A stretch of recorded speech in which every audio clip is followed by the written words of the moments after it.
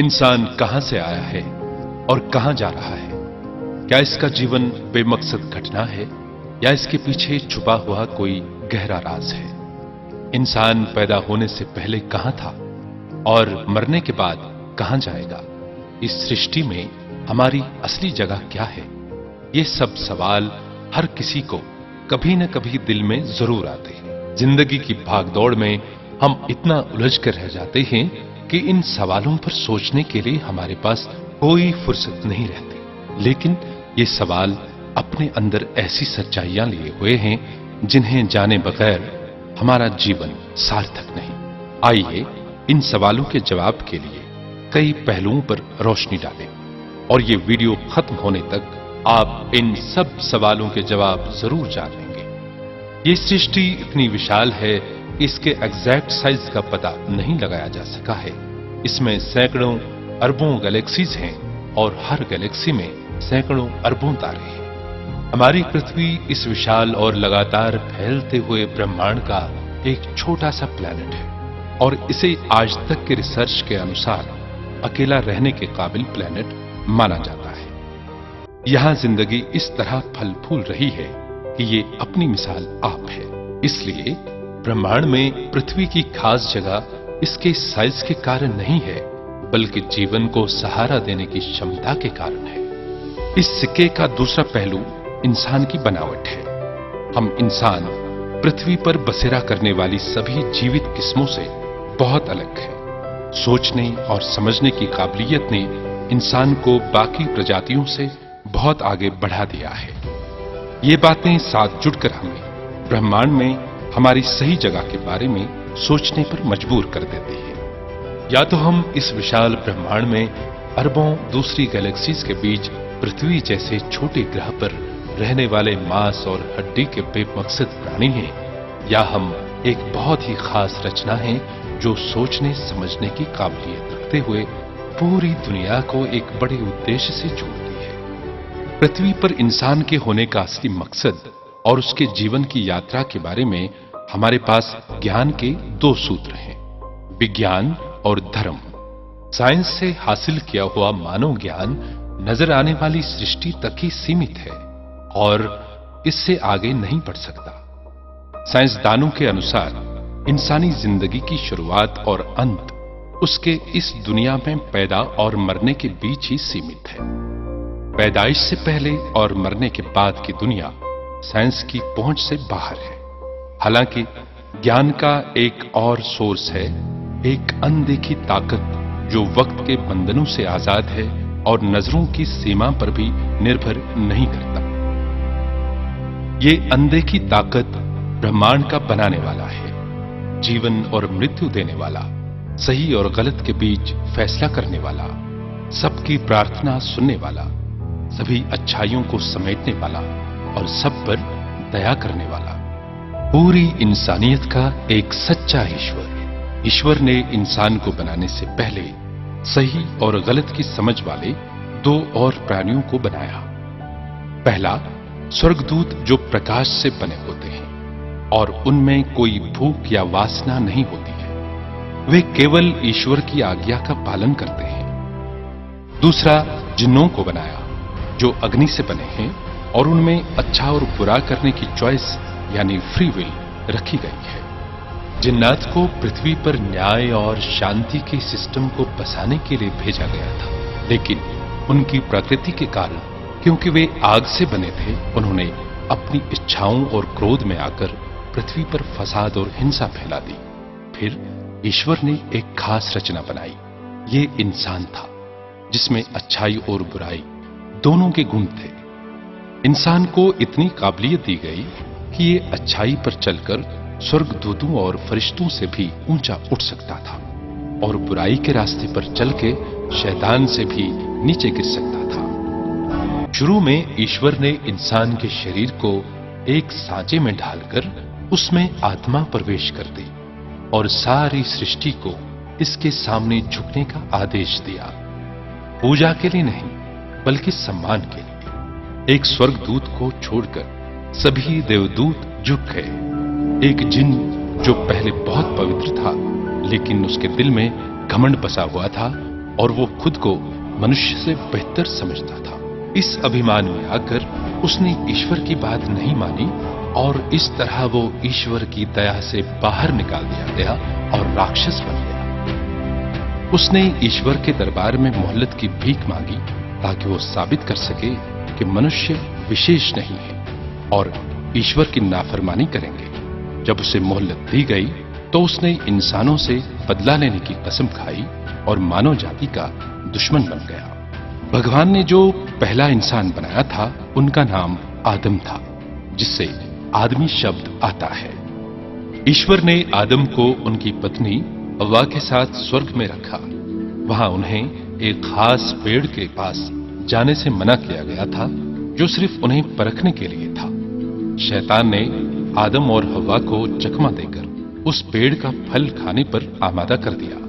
फल खाते ही उन्हें अपनी गलती का एहसास हुआ और उन्होंने माफी के लिए प्रार्थना की। प्रभु ने उन पर दया करते हुए उन्हें माफ किया और पृथ्वी पर ही ठिकाना बनाने की आज्ञा दी, जिसकी वजह से उन्हें धरती पर उतारा गया। विद्वानों का मानना है कि आदम को भारत के दक्षिणी भाग में कहीं उतारा गया था। समय गुजरने के साथ उनकी औलादें खूब फली फूली, जिसकी वजह से आबादी बढ़ती चली गई। पहले की पीढ़ियों में इंसानों की फितरत में कोई खोट न था और वो सतयुग था। उन्होंने ईश्वर को बिना किसी साझेदार के पूजा, लेकिन शैतान हमेशा आदमी का पीछा कर रहा था। वो जल्द ही उनके पास आया और उनसे कहा कि वे नेक और संत लोगों के स्मारक बनाएं, जिससे उन्हें नेकी और अच्छाई के रास्ते पर चलने की प्रेरणा मिलेगी। पर उसकी नीयत में खोट था। जल्द ही लोग स्मारकों के उद्देश्यों से भटक गए और मूर्तियों और स्मारकों की पूजा में लग गए। इन पापों और बुराइयों को दूर करने और इंसान का मार्गदर्शन करने के लिए ईश्वर ने अपने चुने हुए संत, महात्मा या पैगंबरों को भेजा। आम इंसानों में से ही चुनकर प्रभु उन्हें अपनी वाणी सिखलाते और नेकी और अच्छाई का रास्ता लोगों को दर्शाने के लिए आज्ञा देते। ऐसे महापुरुषों का एक पूरा सिलसिला शुरू इंसानियत से लेकर चलता रहा। जब भी किसी कौम में बिगाड़ आता, प्रभु अपने संतों, पैगंबरों और आसमानी ग्रंथों के जरिए लोगों का मार्गदर्शन करते। कोई भी इंसानी गिरोह प्रभु के मार्गदर्शन से वंचित न रहे, इसीलिए हर गिरोह या समूह के लिए ये महापुरुष भेजे गए। पर अफसोस, कुछ लोगों ने स्वार्थ में आकर हमेशा प्रभु के भेजे ग्रंथों में खोट मिलाने की कोशिश की और संतों, महापुरुषों के बारे में अफवाहें फैलाई। कई बार तो इन पैगंबरों और महापुरुषों को भी भगवान का दर्जा दे दिया गया। सच्चाई यही है कि ये महापुरुष, पैगंबर पूरी जिंदगी एक ईश्वर जिसे देखा नहीं जा सकता उसकी पूजा, उपासना में लगे रहे और बिना किसी भेदभाव के सबको गले लगाया। प्रेम और दया की जिंदा मिसालें बनकर नफरतों को मिटाया, जालिमों को माफ करके और मोहब्बत के ऐसे सबक सिखाए कि दुनिया में इनकी मिसाल नहीं दी जा सकती। पैगंबर मोहम्मद साहब सल्लल्लाहु अलैहि वसल्लम इसी सिलसिले की आखिरी कड़ी और पैगंबर बनकर आए थे। प्रभु ने उन पर अपनी वाणी कुरान भेजकर पूरी इंसानियत के मार्गदर्शन की जिम्मेदारी उन पर डाली।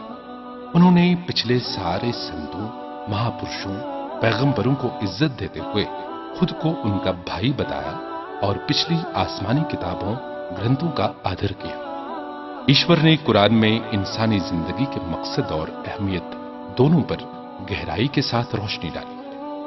कुरान की रोशनी में इंसान की जिंदगी पैदाइश और मौत की शक्ल में सिमटी हुई नहीं है, बल्कि इस दुनिया में हमारी जिंदगी सिर्फ पड़ाव है, एक बड़े सफर का। इस इंसानी जिंदगी के सफर के 4 बड़े पड़ाव हैं। पहला मरहला या पड़ाव, ये इंसान के जीवन का पहला पड़ाव है। यहां इंसान को सबसे पहले आत्मा के रूप में जन्म दिया जाता है। इसके साथ कोई शरीर जुड़ा हुआ नहीं है, ये केवल आत्मा के दायरे में मौजूद है। वाकई में ये कैसे अस्तित्व में आया? पवित्र ग्रंथ कुरान कहता है, ईश्वर जो पूरे ब्रह्मांड के निर्माता हैं, उसने पहले से आखिरी तक सभी इंसानी आत्माओं को एक जगह पर बनाया, जिसे आलम अरवा कहा जाता है या आत्माओं का जहान। और इन सब आत्माओं से कसम ली, एक वादा कि वे दुनिया में भेजे जाने पर ईश्वर की ही बढ़ाई और पूजा करेंगे और उसकी मर्जी के अनुसार अपना जीवन बिताएंगे। विद्वानों का कहना है कि ये वादा हमारी फितरत पर असर डालते हुए हमारे अंदर ईश्वर की पूजा और अच्छाई के रास्ते पर चलने में मदद करता है। यही कारण है ईश्वर के रास्ते में बिताया हुआ जीवन सुख और शांति से भरा होता है। इस वादे को लेने के बाद आत्माओं को दुनिया में भेजे जाने के लिए अपनी बारी के इंतजार में रखा जाता है। इसका वक्त आने पर इंसानी जिस्म के साथ इस आत्मा को मां की कोख के जरिए इंसानी जन्म मिलता है। इंसानी जिस्म आत्मा के लिए एक टूल या साधन के रूप में काम करता है ताकि वो अपने निर्माता द्वारा उसे दिए गए मकसद को पूरा कर सके। वो मकसद क्या है और हम इसे कैसे पूरा कर सकते हैं, ये सवाल हमें इंसानी जिंदगी के सफर के दूसरे पड़ाव की तरफ लाता है। आलम दुनिया या इस दुनिया का जीवन, ये इंसानी जिंदगी का सबसे अहम मरहला है, क्योंकि जिस तरीके से इंसान अपनी जिंदगी यहां बिताएगा, चाहे वो अपने मालिक की मर्जी के मुताबिक हो या अपनी मन मर्जी हो, उसके नतीजे में अगले मरहलों में उसे खुशियां या दुखों का सामना करना होगा। इंसान को बनाने की वजह, पवित्र ग्रंथ कुरान कहता है कि इस दुनिया की जिंदगी इंसान के लिए इम्तिहान है। पूरी कायनात के मालिक ने इस दुनिया को सजाया और अपनी खास रचना इंसान को यहां भेजा ताकि उसको परखा जा सके कि वो इस दुनिया में भेजे जाने पर अपनी कसम और वादे को पूरा करेगा। यानी इंसान ईश्वर को अपना मालिक और अपना रब दिल से मानेगा या सब भूलकर इस दुनिया की चमक में खोकर अपने मालिक को भूल जाएगा। यही वादा है जो इंसान अपने रब से आत्माओं के जहान में कर चुका है। ईश्वर ने इस इम्तिहान में इंसान की मदद के लिए उसको दो अहम काबिलियतें दी। एक अक्ल और समझ की क्षमता, यानी अच्छे और बुरे में फर्क करने की काबिलियत। दो, इच्छा शक्ति की क्षमता, यानी अपनी मर्जी से फैसला लेकर जीने की काबिलियत। इन काबिलियतों के आधार पर इंसान पूरी सृष्टि में बाकी सभी प्रजातियों से अलग हो जाता है। इंसान अपनी समझबूझ से सही रास्ते को गलत रास्ते से अलग करता है और फिर अपनी मर्जी से सही या गलत रास्ते पर चलता है। इंसान की हर हरकत चाहे छोटी हो या बड़ी, उसके नतीजे से जोड़ दी गई है। जैसे किसी भी परीक्षा की अपनी चुनौतियां होती हैं और प्रदर्शन के आधार पर इनाम या सजा दी जाती है। इस दुनिया की चुनौतियां इसका छलावा है। ये कदम कदम पर इंसान को ये भ्रम दिलाती है कि ये जिंदगी हमेशा रहेगी और इंसान अपनी मस्ती में भूल जाता है कि इस दुनिया को छोड़ना है और इसकी सजावट सिर्फ कुछ ही दिन रहेगी। इस दुनिया का एक और पहलू है, वो इसका रचनात्मक पहलू है। यहां पर हर चीज एक बेदाग कला, कमाल की खूबसूरती की मोहर लिए हुए है। ये खूबसूरती हमें लुभाती है और उसके स्रोत यानी सोर्स की कलाकारी पर गौर करने पर मजबूर करता है। ये सब संकेत दे रहे हैं कि जब एक जर्रा भी खुद से नहीं बनता तो ये अद्भुत कायनात खुद ब खुद कैसे बन गई। जिसने ये सब बनाया है, सभी महिमा और पूजा के लायक वही है। ये शक्ति ईश्वर की शक्ति है, अपनी बढ़ाई और अपने विवेक में अकेला, जो किसी नजर में नहीं समाता और जिसकी नजर में सब समा जाए। पूरी कायनात का बादशाह वो जहानों का रब है। उसकी जितनी तारीफ की जाए कम है, उससे किसी की तुलना नहीं की जा सकती। हमारी आंखें जो एक सूरज के तेज को बर्दाश्त नहीं कर सकती, वो शक्ति जिसके इशारों पर अरबों खरबों सितारे नाचते हैं, उसके तेज को क्या बर्दाश्त करेंगी। इसीलिए सारे पवित्र ग्रंथों ने उसकी प्रतिमा बनाने से मना किया। इसीलिए इंसानी जिंदगी के सफर का ये मरहला सबसे अहम है। यहाँ इंसान के सिद्धांतों और दावों को परखा जाता है। यहाँ तो अपनी आत्मा की आवाज सुनकर अपने ईश्वर की राह पर चले या दुनिया के छलावे में आकर अपने रब से दूर हो जाए। ईश्वर का रास्ता क्या है और क्या कोई इस रास्ते पर चल पाया है? इस रास्ते को महापुरुषों और पैगंबरों ने अपने आचरण से दर्शाया है। उन्होंने सच्चाई, प्रेम और त्याग की ऊंची मिसालें कायम की, जिससे प्रेरित होकर लाखों करोड़ों लोगों की जिंदगियां सुधरी और उनका उद्धार हुआ। नबियों ने सिखलाया कि इंसान एक खास रचना है और उसे हरगिज शोभा नहीं देता कि वो अपना सर किसी भी वस्तु के सामने झुकाए, चाहे वो पत्थर हो, सूरज या चांद हो या कोई महापुरुष हो। इबादत और बंदगी और पूजा के लायक सिर्फ एक सर्वशक्तिमान ईश्वर है। दुनिया की जिंदगी बेहद सीमित है। इंसान के अरमान और आरज़ुओं की कोई हद नहीं। दूसरी तरफ कमजोरियां, बीमारियां और मौत इंसान का पीछा कभी नहीं छोड़ती। इसलिए एक ऐसी आदर्श जगह होनी चाहिए जहां इंसान के कर्मों का सही फल उसे मिले, जहां मौत, बीमारी, कमजोरी और तंगी से आजाद होकर इंसान अपनी दिल की चाहतों को पूरा कर सके और दूसरी तरफ बेगुनाहों पर जुल्मों का पहाड़ तोड़ने वाले मुजरिमों को उनका सही अंजाम मिले। ऐसा इंसाफ का दिन और ऐसे बदले की जगह इंसानी जिंदगी का अगला पड़ाव है। तीसरा पड़ाव इंसान की मृत्यु से शुरू हो जाता है। इंसान की मौत के बाद जो मरहला या पड़ाव आता है उसे बरज़ख कहा जाता है। इंसानी जिस्म को चाहे जलाया जाए, दफनाया जाए या उसे मछलियों का चारा बना दिया जाए, इंसान का जिस्म तो मरता है पर आत्मा नहीं मरती। अगले मरहले में आत्मा को बरज़ख में रखा जाता है। ये एक टेम्पररी ठिकाना है। सबकी आत्माओं को एक ही जगह से होकर गुजरना है।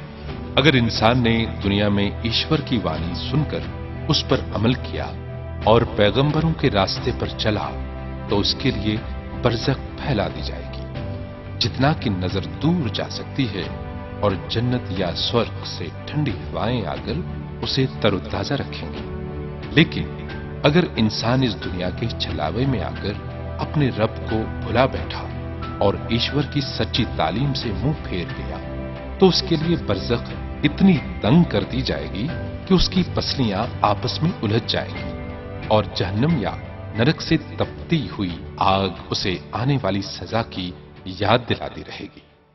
फोर्थ फेज या चौथा चरण परलोक या आखिरत की हमेशा रहने वाली जिंदगी है, जिसकी शुरुआत प्रलय के दिन के साथ होगी। क्योंकि दुनिया की पैदाइश और इसको बनाने का मकसद इंसान की परीक्षा था, ये मकसद के पूरा होने पर दुनिया और अंतरिक्ष को पूरी तरह से नष्ट और तबाह कर दिया जाएगा। नदियां, समुंदर, शहर, बस्तियां, यहां तक कि सूरज, चांद और सितारे सब पूरी तरह से विनाश की चपेट में होंगे। इस बड़ी घटना को कुरान ने कई विस्तार से बयान किया है। ये घटना बताती है कि जब इस दुनिया में इंसान के इम्तिहान का वक्त पूरा हो चुका तो उसे भी समाप्त कर दिया जाएगा और इसकी जगह एक हमेशा रहने वाली आखिरत की दुनिया को जाहिर किया जाएगा।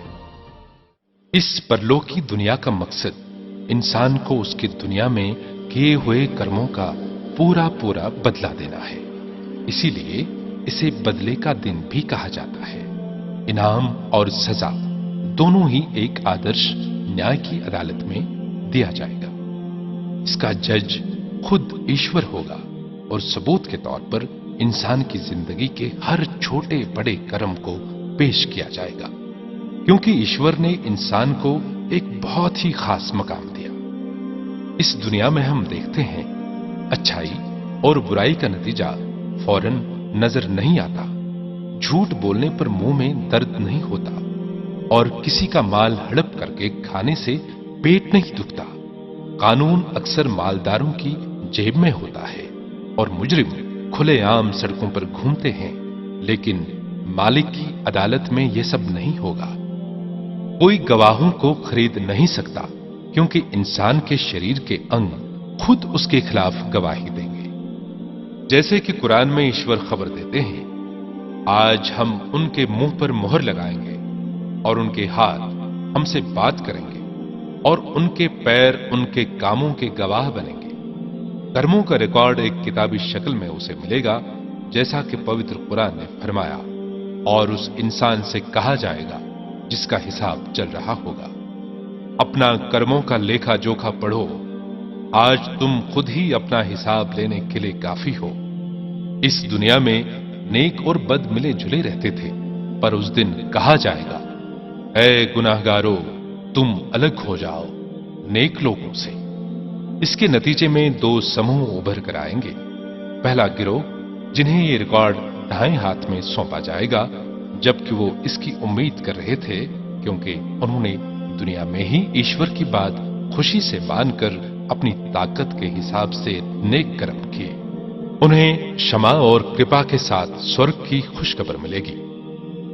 दूसरा बदनसीब गिरोह, जिसे रिकॉर्ड बाएं हाथ में सौंपा जाएगा, वो इस दिन हसरत और शोक मनाते हुए इच्छा करेगा कि काश मौत के साथ ही उसका अंत हो जाता।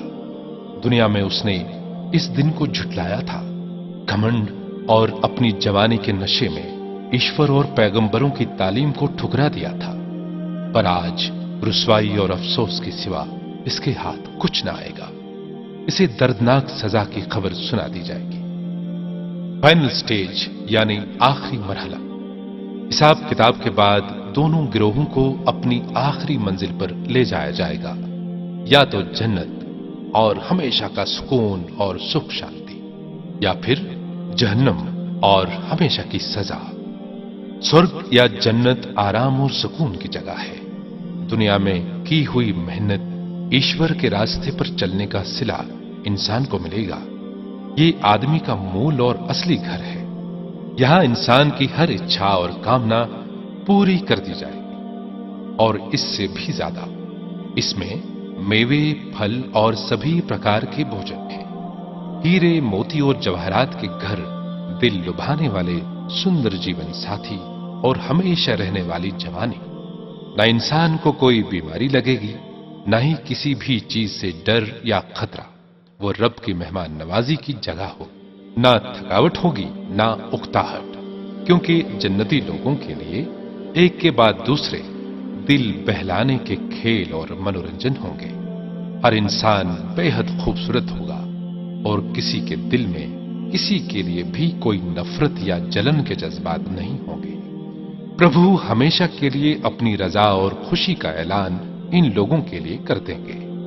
दूसरे गिरोह, जिसने ईश्वर के हुक्मों को और पैगंबरों की तालीम को ठुकराया होगा और अपनी मनमर्जी से अपनी जिंदगी बिताई, वो बहुत ही दर्दनाक सजा वाली जगह में होंगे। ये लोग दुनिया में माल कमाने और नाम बनाने की खूब मेहनत करते थे, लेकिन ईश्वर की बात सुनने के लिए वक्त इनके पास न था।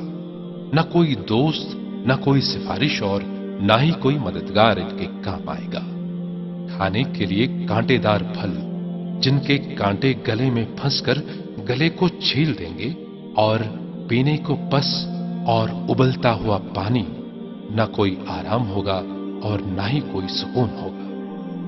इतना दयालु ईश्वर इंसान को ऐसी सजा क्यों देता है? इसका जवाब रब खुद कुरान में देते हुए कहते हैं, तुम्हें अजाब देकर अल्लाह को क्या मिलेगा अगर तुम उसका शुक्र करो और उस पर ईमान लाओ, और वो तो बड़ा कदरदान और सब कुछ जानने वाला है। मतलब कि इंसान अपने आप पर किए हुए उसके एहसानों को भूलकर खुद को उसकी दया और कृपा से दूर करता है। इंसान की जिंदगी बड़ी ही कीमती है। ये सिर्फ एक बार मिलती है। इसका मकसद पहचान कर हमें जिंदगी देने वाले की मर्जी से इसे बिताना चाहिए, जो रास्ता उसने अपने पैगंबरों के जरिए दर्शाया और अपने पवित्र ग्रंथ कुरान में संपूर्ण किया। अगर हम ऐसा कर सकें तो हम उसकी अपरंपार रहमतें और इनाम के हकदार बन जाएंगे। लेकिन अगर हम इसे बेमकसद समझकर अपनी हवस और अंधी इच्छाओं में गंवा बैठे, तो हम अपने आप को खुद ही कभी न खत्म होने वाली तबाही के हवाले कर देंगे। ईश्वर ने हमें अपनी मर्जी का मालिक बनाया और साथ ही हमारे कर्मों के नतीजे क्या होंगे वो भी बता दिए। अब हमें अपनी जिंदगी की दिशा खुद चुननी है। उम्मीद है कि आप सही दिशा चुनकर कामयाब होंगे। प्रभु आपको सही समझ और सही रास्ता दिखाए और हमेशा अपनी दया और प्रेम की छाया में रखे।